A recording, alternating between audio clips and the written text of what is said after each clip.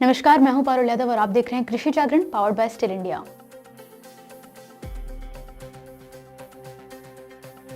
बीते गुरुवार को गुजरात के हलोल स्थित गुजरात प्राकृतिक खेती विज्ञान विश्वविद्यालय में केंद्रीय कृषि एवं किसान कल्याण मंत्रालय द्वारा प्राकृतिक खेती पर आयोजित 2 दिवसीय राष्ट्रीय कार्यशाला का उद्घाटन किया गया।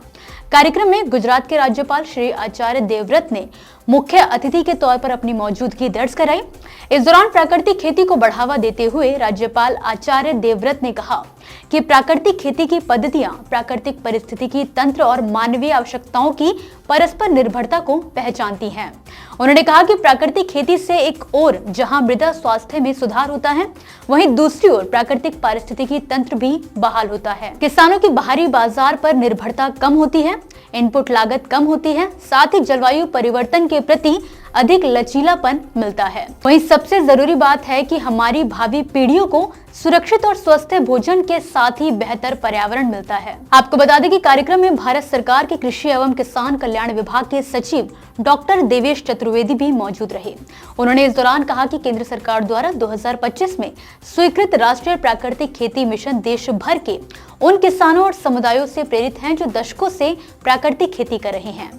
NMNF योजना का उद्देश्य किसानों के खेतों पर अभ्यास के माध्यम से कृषि पद्धतियों को वैज्ञानिक रूप से मजबूत करना है। इस प्रकार स्वीकृत राष्ट्रीय प्राकृतिक खेती मिशन कार्यान्वयन में प्राकृतिक खेती करने वाले सभी किसानों, वैज्ञानिकों और संस्थानों को सक्रिय रूप से शामिल किया जाता है, ताकि देश भर में प्राकृतिक खेती की क्षमता निर्माण, प्रशिक्षण और विस्तार किया जा सके। जानकारी के लिए आपको बता दें कि स्वीकृत राष्ट्रीय प्राकृतिक खेती योजना के जरिए सरकार का लक्ष्य 7.5 लाख हेक्टेयर क्षेत्र में प्राकृतिक खेती शुरू करना है और सभी राज्यों और केंद्र शासित प्रदेशों के 15,000 क्लस्टरों में 10,000 जरूरत आधारित जैव इनपुट संसाधन केंद्र स्थापित करना है।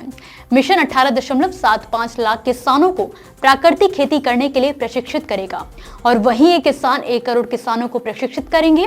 NMNF मिशन केवीके केंद्रीय और राज्य कृषि विश्वविद्यालयों और स्थानीय प्राकृतिक खेती संस्थानों और प्राकृतिक खेती केंद्रों के राज्य और जिला अधिकारियों के वैज्ञानिकों के साथ ही किसान मास्टर प्रशिक्षकों के व्यावहारिक प्रशिक्षण के दौर के माध्यम से क्षेत्र में शुरू होता है। CONFS कृषि विश्वविद्यालय और राष्ट्रीय स्तर के प्राकृतिक खेती संस्थान हैं जो प्राकृतिक खेती को बढ़ावा दे रहे हैं। उनके पास प्राकृतिक खेती के प्रशिक्षण कार्यक्रम आयोजित करने का अनुभव है।